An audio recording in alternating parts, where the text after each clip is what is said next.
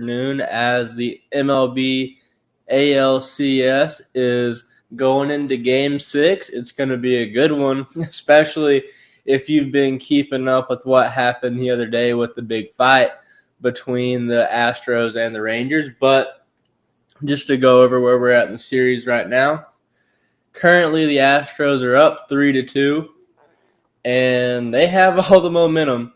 So they blew out Texas in Game 4. It was like 10-0 or like 11-2, something crazy like that. And they went down 2-0, the Astros did. So Texas got the first two. But ever since then, it's been all Astros. They've won 3 straight. And there was a big bench-clearing brawl over the weekend after Game 5. And what happened was Adolis Garcia got hit by a pitch. And for some reason, he decided to get mad at the catcher instead of the pitcher. The second he got hit, he just turned around and started yelling at the catcher. They got in each other's faces. The umpire had to come in and get between them. Then, of course, you know how baseball is. The benches get cleared. Everybody's up in each other's faces. No punches were thrown. Nothing too crazy happened, but it was just a classic baseball bench clearing altercation. And I think MLB overreacted. They ejected like 4 or 5 players involved. Bobby Abreu, who threw the pitch that hit Garcia, he's got a 2-game suspension. Now, there's been a lot of debate over whether the pitch was an intentional hit or not. If you look at what was going on in the game, it was the 8th inning. The Astros were up 2, so I don't really see why they would have taken that time to hit Garcia. Like, it didn't do anything for him because there was already a runner on first. It just put 2 runners on base at a time when they only had a 2-run lead. So from a strategic standpoint, if you're going to bean somebody, that would not have been the time to do it. After he hit Garcia, he immediately did like a my bad gesture. Like, I don't know. It could go either way because the way he got hit, it hit him like mid-shoulder, but it definitely wasn't just a graze. Like, he got hit pretty solidly. So, I mean, it could go either way, but honestly, I would lean towards a wild pitch. They just happen sometimes, and there's not much you can do about it, really. But regardless of what he intended, the result is he's out for the next 2 games. Now, I mean, lucky as a closing pitcher, it's not like they can't survive 2 games without him. So hopefully he does a better job staying warm than the Braves did if the Astros make it out of the series, because who knows? Apparently a week off means more than you would think it does. But like I said, the Astros have all the momentum right now. And honestly, going back to the fight, though, the reason I don't think that there should have been so many people ejected is just because no punches were thrown.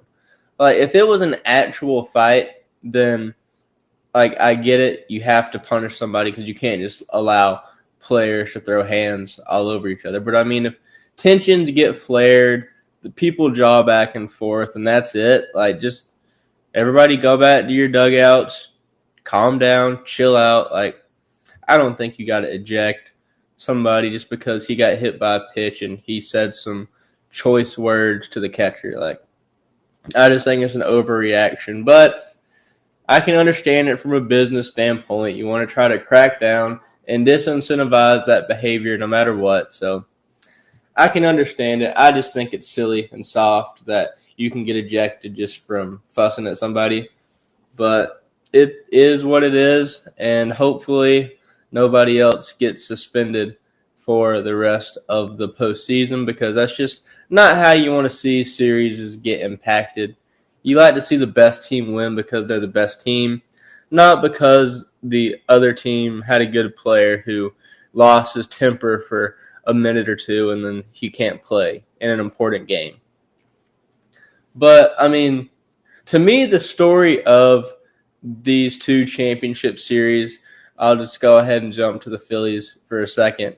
They're up 3-2 against the Rangers right now. My bad, I had a blank. But yeah, so at the moment, they've also got the momentum. They should honestly be on their way to the World Series, but they had an eighth inning meltdown in Game 4 and gave up 3 runs and ended up getting beat by 1. So if it weren't for that, it'd be a wrap. But they've got to play a Game 6 going into tomorrow.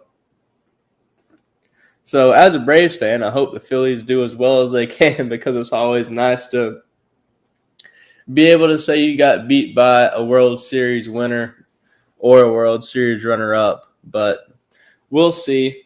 Kyle Schwarber's been going off. He hit 5 home runs. He's batting over 400. And he actually set a record the other day for the most home runs hit by a lefty in playoff history, passing Reggie Jackson. So, I mean, that's rarefied air to be in. Bryce Harper's doing good. He's batting .313.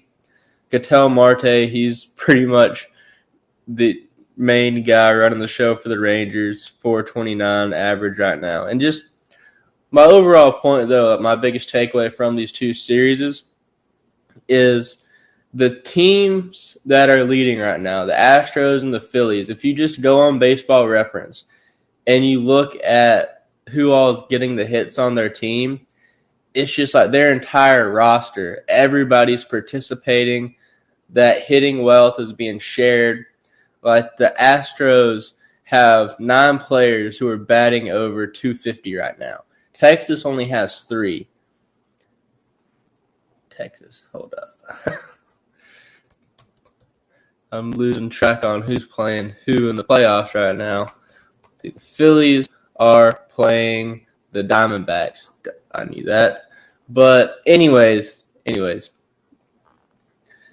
Texas only has 3 players that are batting over 250, whereas the Astros have 9. And when it comes down to a team play versus a top-heavy team, the team that's on all cylinders is going to win 9 times out of 10 against a team that only has a handful of players doing the majority of the work. And it's the same thing with the Phillies. I mean, they have a diverse amount. Everybody's getting 1 or 2 hits in the series.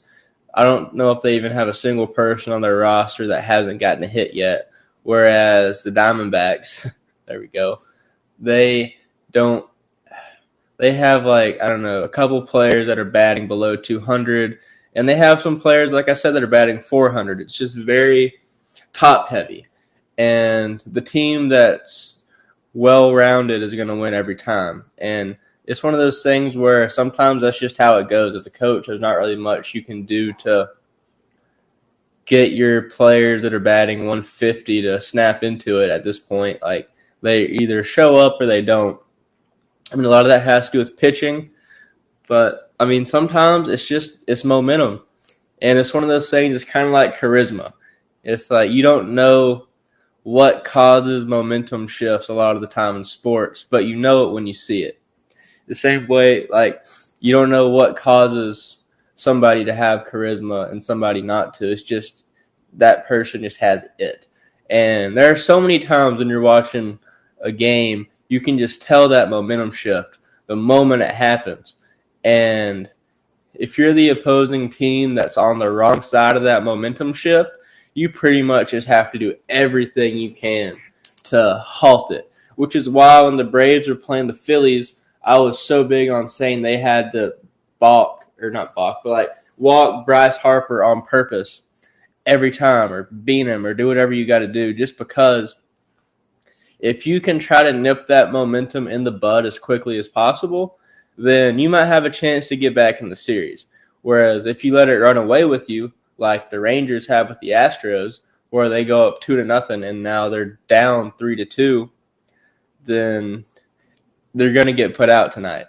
I mean, maybe they do somehow find a way to snap back into it, but I mean, it's just the way the winds are blowing. I think the Astros are going to wrap it up tonight. But I definitely don't see them blowing the next 2 games after winning 3 in a row. I mean, same with the Phillies. Hey, the Diamondbacks, after they let Game 4, they squeaked by.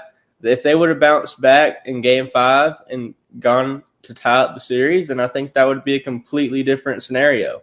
But here we are, and I think they got crushed 6-1, and that's how you nip momentum in the bud. Because after Game 4, it's like the Diamondbacks had that hope, like, hey, maybe we can turn this around, kind of like the Braves in Game 2. But then, nope, the Phillies just bounce back and absolutely tear their heart out. And that's the way you got to do it. And we'll see what happens. But right now, it's looking like the Phillies and Astros are going to be in the World Series, which is a repeat of last year. So hopefully the Phillies can pull it off this time. And 1, to get a championship for the National League. And 2, not let the Astros win the World Series again, because they just need to be put to bed, rebuild, let the whole cheating stank get off of them, because it still just doesn't sit right with me that they're in playoff contention. It shows you how much of a slap on the wrist they got from the whole cheating controversy. Not to get into all that, but those are just my takeaways from the 2 series going on right now. And my apologies to any Diamondbacks fans for forgetting that y'all were in the playoffs. Y'all are much deserved in it, the true Cinderella team of the playoffs, because I definitely didn't think they'd make it this far. But here they are, potentially going to the World Series if they win the next 2 games. Not likely, but stranger things have happened. And on to college football, which was a very exciting week. First, the biggest game of the week was easily Ohio State versus Penn State. And unfortunately for anybody that was just rooting for chaos, Ohio State did manage to beat Penn State, and it really wasn't that competitive. For the most part, they shut them out. Penn State finally got a touchdown in the 4th quarter, but by that point the game was basically over. But they got held to 2 field goals before that in the 1st and 2nd quarter. And I mean, the story of the game was just Marvin Harrison catching all over the Penn State defense's head. He had 11 catches, 162 yards, just once again showing why he's the best receiver in college football. At the same time, as much as he did a fantastic job yesterday putting it to Penn State put it to themselves just as much. To quote Vince McMahon, to paraphrase from him, it wasn't Ohio State that screwed Penn State. Penn State screwed Penn State, because they only converted on 3rd downs 1 out of 16 times. Now, I'm sorry. I didn't play football in high school or ever, but even I know that if you're only going to convert 1 of 16 3rd downs, then you're not going to win the game. It's just as simple as that. That is, like I was saying a couple weeks back about how there are 2 different types of clutchness. There's the game-winning clutchness, and like the last minute of the 4th quarter, you hit the game-winning shot or you make the amazing Hail Mary. There's that.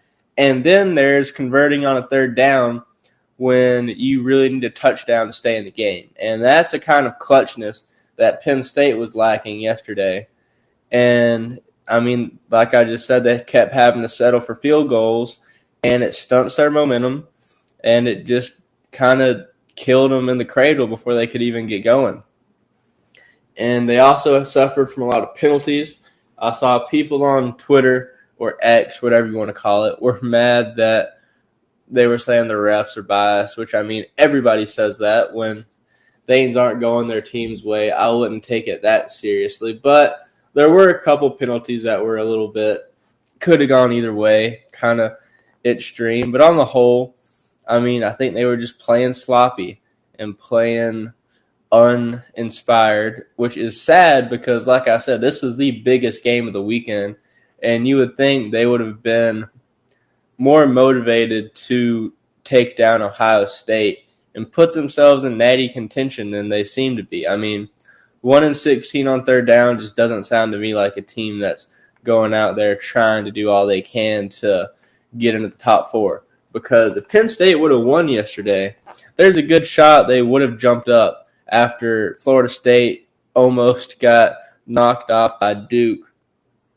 They ended up coming back and they're safe, but I mean, there's a good argument to be made that they should have dropped out of the top four after that.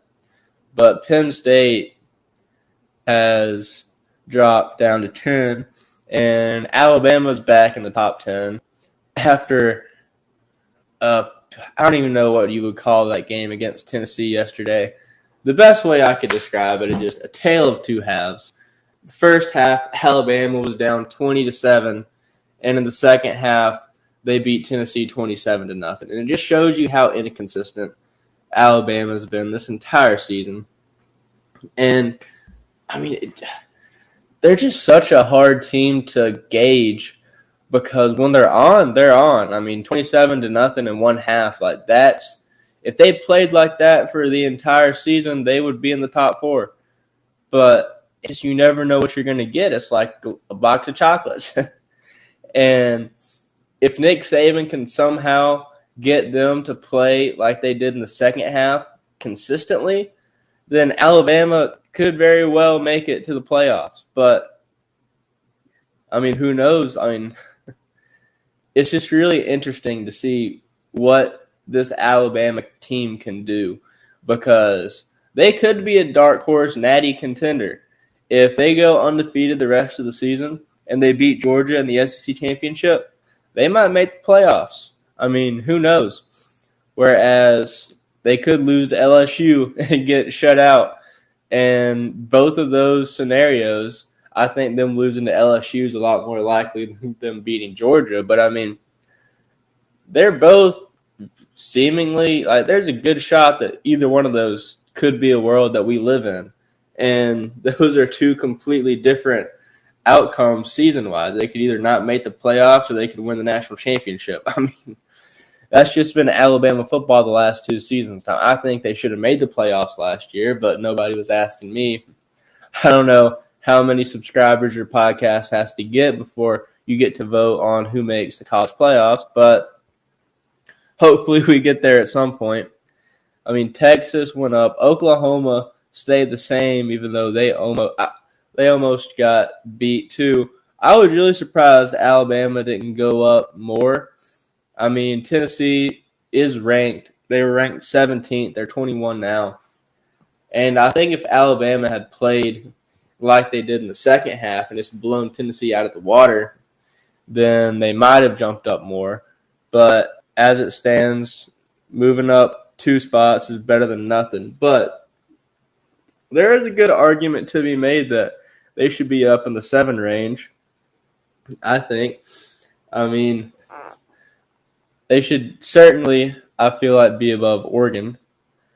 But, I mean, because you got to think, Alabama's 1 loss to Texas, who was in the top 4 for most of the season, and now they're in the top 7. So, I mean, they really, I don't know, I think they should have jumped up at least 1 more spot. But with UGA, their cakewalk continues. I think since I've been keeping up with college football, which is about 6 or 7 years now, Georgia, Ohio State, and Michigan have made the playoffs every single year, I feel like. I mean, I could be wrong. I'll have to look at the stats on that and maybe get back to y'all next week. But I have a strong feeling that at least some combination of those 3 have always been there. And if you add in Alabama and Clemson into the mix, then I think that's just been the playoffs I know TCU last year, but those 5 teams have pretty much been in the playoffs every single year since I've been paying attention, at least. But it's interesting to see where the season will go from here. We're kind of in that home stretch about to get started. I mean, the top teams have kind of all gotten through their boring parts of the schedule. I mean, they do a good job of keeping the boringness pretty scattered throughout the season. But I mean, Alabama has some big games coming up. Georgia beat Florida, which is no real surprise. But still, I mean, Florida is Florida. So, not Florida. They didn't even play this week. Georgia plays Florida next week. I've just gotten so used to Georgia doing a number on whatever team they play that it doesn't surprise me. I just assume they beat some bottom feeder SEC team. But Georgia plays Florida next week, and Florida's not ranked, but still, that's a rivalry game. You never know. Miracles can happen, or nightmare fuel, depending on your perspective on how good you want Georgia to do. I'm looking at Georgia's schedule right now. Pretty much the only interesting games are Mississippi and Tennessee. I mean, Missouri's ranked 16th, but no offense to Kelp, my old roommate. I don't think they have a shot of beating Georgia, and I think that's just because of what conference they play in. But Georgia and Ole Miss, that'll be an interesting game for sure. And Tennessee, less interesting, but you never know. Like I said, crazy things can happen. With Alabama, we got our bye week coming up, and then we pretty much just play LSU, and from there it is hopefully smooth sailing. I mean, if we lose to Auburn, you never know. But if we lose to Chattanooga or Kentucky, then we got some big problems. And I'm surprised we're not playing Austin Peay this year, just because I'm pretty sure we play Austin Peay like every single year before we play Auburn, which maybe they're just not counting that on the schedule for some reason. But I'm quite sure. Let me look it up, because Austin Peay is one of those games where every year I get so annoyed that we have to play them, because it's like such a waste. It's always the start of Thanksgiving break, and you get tickets for it, and you just never go to the game because you would rather go home than watch them play Austin Peay at 10 o'clock. But, yeah, it looks like we're not playing them this year, which thank goodness. I mean, it is always good to see a school like that get the money that goes with playing Alabama, but as a former student, that was just always a waste of a week. Now, going on to the NFL, Roger Goodell just got an extension for 3 more years as commissioner, and I think that's awesome. As much as he gets criticized, aside from David Stern, I really can't think of a better commissioner in the big 3 sports than Roger Goodell. Has he handled everything perfectly? No. But when you look at what all the controversies that he's gotten the NFL through, now maybe you can say that if he had done a better job as commissioner, they wouldn't have had so many controversies. Then there's certainly an argument to be made. But, I mean, I think he's done a pretty good job, honestly. And, I mean, it makes sense they would keep him for 3 more years. Why rock the boat when you don't have to? I mean, it's not like he's super old. I feel like the commissionership, he's only 64, is pretty much Roger Goodell's until he doesn't want it. I mean, some people say he sides with the owners too much. Some people say he's not as harsh. His suspensions, the amount he gives out for suspensions makes no sense to me.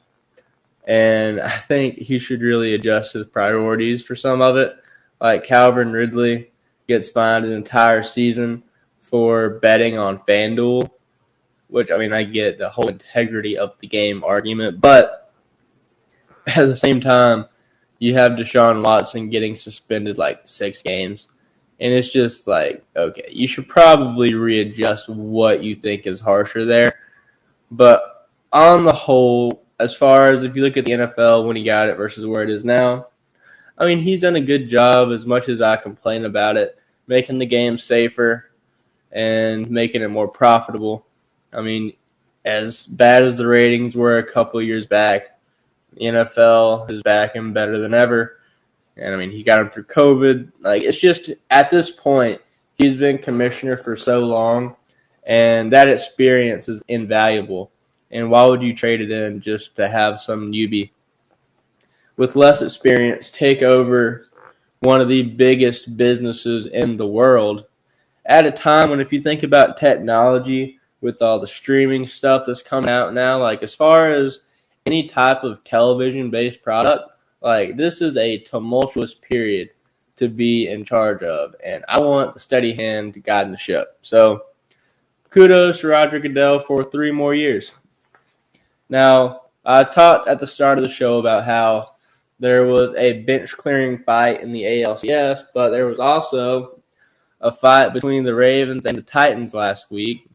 And as much as I love a good baseball fight, I cannot stand a football fight just because its very concept is so stupid.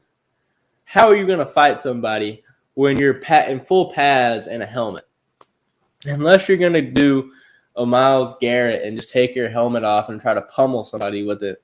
Like, it's like, what are you going to do, punch him and break your hand? It's just like, just get back to playing. And if you really want to, let some anger out on the guy, tackle him a little bit harder than you usually would. Like, it's like, what can you do in a football fight? They're not already doing in the game. So, I mean, it's just a waste of everybody's time. And apparently a waste of money, too, because Odell got fined over $30,000 for his involvement. Basically what happened is somebody took umbrage at a hit because they thought it was too low and got up. They started smack talking, kind of like what happened with Garcia getting hit by the pitch. He starts jawing with the catcher. And everybody saw that and goes, not my teammate. I got to go back him up. And so then the whole team gets involved, and they're all fussing at each other. And one thing leads to another, and Odell is short $30,000, which is not that much for somebody. Let's see what his net worth is. I can't imagine that's that much money to him, which is interesting. So yeah, he's worth $40 million, and his annual NFL salary is $15 million. So I mean, it always sucks. Like $30,000, $30,000. But at the same time, I'm not going to be crying for Odell. If anything, I might be crying for those lesser caliber players who decided to back up their teammate and who that $20,000, $30,000 fine hits them a little bit harder. But it is what it is. Football fights are stupid. And the Ravens might, on long shot possibility, might have something to distract them from that if they can land Saquon Barkley in a trade. Now, this just came out this week, but Barkley has apparently, his name's been circulating in trade talks. He's only got 1 year left on his contract, so the Bills are thinking that with his injury history being what it is, that they should flip him now while they can, in case he walks free agency, or he makes them pay out a big contract that they don't think he's worth. And one of the contending teams possibly to get him is the Ravens. Now, if this were 5 years ago, a lineup of Lamar Jackson, Odell, and Saquon Barkley, that would just put nightmares into opposing teams, and it'd still be pretty potent. But Odell's not what he used to be. Shaquan's always hurt. So, I mean, that would be my favorite trade destination for him, just purely for the fantasy aspect of it. Not like fantasy football, but just like imagining him playing with Lamar Jackson and Odell. But who knows where he ends up. A lot of people are saying that they shouldn't trade him at all. But I don't know. I mean, I see the logic in it. And if you do look at it purely business, I mean, one of the people saying that they shouldn't trade him at all is Shaquan himself. He says that he wants to stay. He's got a family. He said here, Like, he's set up nicely. He likes his area. So depending on how nice the Bills front office is, maybe they'll keep him just out of loyalty, but that sounds very unlike the sports management that I'm accustomed to. So we'll see how that shakes out. A lot of people have compared it to the Christian McCaffrey trade, but unlike CMC, Shaquan doesn't have multiple years left on his deal, so there's a lot less leverage for the Bills. And it's one of those things where if you're going to do it, they should probably hurry up and do it quick, just so the longer you wait, the more his value goes down. He could get injured. And that's just the thing. Like, he just has not had a consistently healthy season in a while. So his value is really diminished because of that. Then there's also the fact he's a running back, which in the current QB-centric climate, it's really not the position it used to be. Like, if this were the 90s, then it would be no question you don't trade him. But the way the game works now, running backs are kind of interchangeable. I add that onto the fact that he is a big name and can demand big money. So if you're the Bills, do you want to be tied down long-term with and give up a lot of money for a player who, one, is at a lot less valuable position and is also routinely injured? So, I mean, we'll see how it plays out. But whatever team he does go to, if he does get traded, that could be a game changer if he can stay healthy. I mean, I think the Ravens would be fun. I mean, the Bengals, that would be pretty crazy too, him and Joe Burrow. So there's a lot of interesting developments that could happen. Devonta Smith is also talking about being unhappy in not Devonta Smith. Devonta Adams is talking about being unhappy in Las Vegas. And so he might get traded too. I'm pretty sure the trade deadline is next week.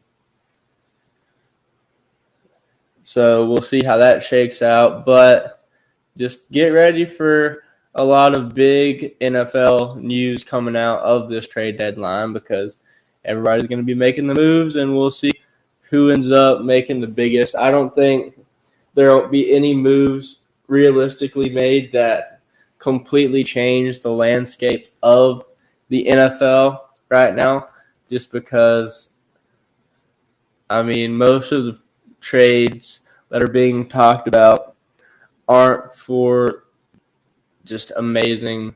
They're for good players, but nobody that I could just instantly see them going somewhere and making somebody a favorite. So we'll just have to see how that shakes out. There's been another beef involving Stephen A. Smith, one that, and it's not important, really. I just think it's funny. So last week, Stephen A. was talking about how good the Dolphins have been doing. They're 5-1 right now. They're leading the AFC East. And Stephen A. said that Tua is getting too much credit and that he thinks that the Dolphins are only where they're at right now because of Tyreek Hill. And the person who got the most upset about that was Tyreek Hill. And I don't know if he didn't watch the entire segment or what, or maybe he was just being a good teammate. But he came out and he said that Tua is one of the best quarterbacks. So what Stephen A. said was that all Tua has to do is just toss it like 5 or 7 yards, give it to Tyreek, and Tyreek can get you down the field. And so Tyreek took it as an insult to Tua's throwing ability, and he clapped back saying that Tua is an MVP candidate, one of the best throwers in the league. Like, that's my boy. Don't be throwing shade at him. And so it's just funny that Tyreek Hill was having to defend Tua against his own great production. And it just shows how the media can really drive a wedge between star athletes, because anytime there's a team with two amazing players, it always comes down to whose team is it. And that narrative has worked to really just drive a wedge into a lot of good duos for no reason.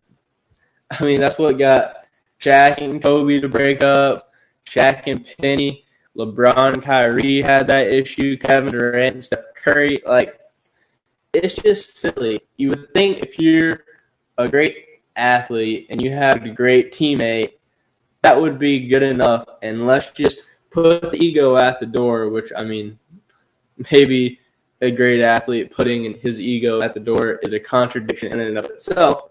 But, I mean, let's just focus on winning and playing our sport at the purest, most high level we possibly can, not worry about whose name gets put on the front of the newspaper clipping. Because the way it always works, when people say the debate over whose team it is, it really comes down to this. When we're playing another team, we'll just take the Warriors, for example. Say the Warriors are playing the Cavs in the 2017 finals. Is it Curry and the Warriors against LeBron and the Cavs, or is it KD and the Warriors against LeBron and the Cavs? Because whenever the media makes a headline on a sporting event, they always put star player, team versus other team star player, that team. So that's just like the way that sports media promotes sporting events. And that little minor detail has wreaked havoc on so many different franchises that's honestly hilarious when you think about the impact it has had versus the actual importance of whose name goes first on the headline. I mean, Shaq even talked about when he requested a trade from the Magic, one of the things that kickstarted his beef with Penny Hardaway was that Shaq was injured and Penny took off, just played great while Shaq was out. And when Shaq came back, they started promoting the Magic games as Penny and the Magic versus whoever. And Shaq took offense to that. He was like, Penny and the Magic, this is my team. And so to see them kind of trying to do this with the whole Tua and the Dolphins instead of Tyreek and the Dolphins, I respect Tyreek for standing his ground and hyping up his second star instead of either one trying to he could have just stayed quiet, which, you do what you want. But he could very well have secretly been happy that Stephen A. was saying that the Dolphins were his team. And a lot of athletes would be happy about something like that. And it's just minor. I mean, at the end of the day, like I was saying, just if you have two all-time talents on the same team, just enjoy seeing them play together instead of trying to put them at odds with each other. And, I mean, the only way typically having two all-time talents on the same team works is when they're at different points in their career. Like the prime example is Magic and Kareem, because they came together at the perfect time. Where to start with, they played together for about 9 seasons.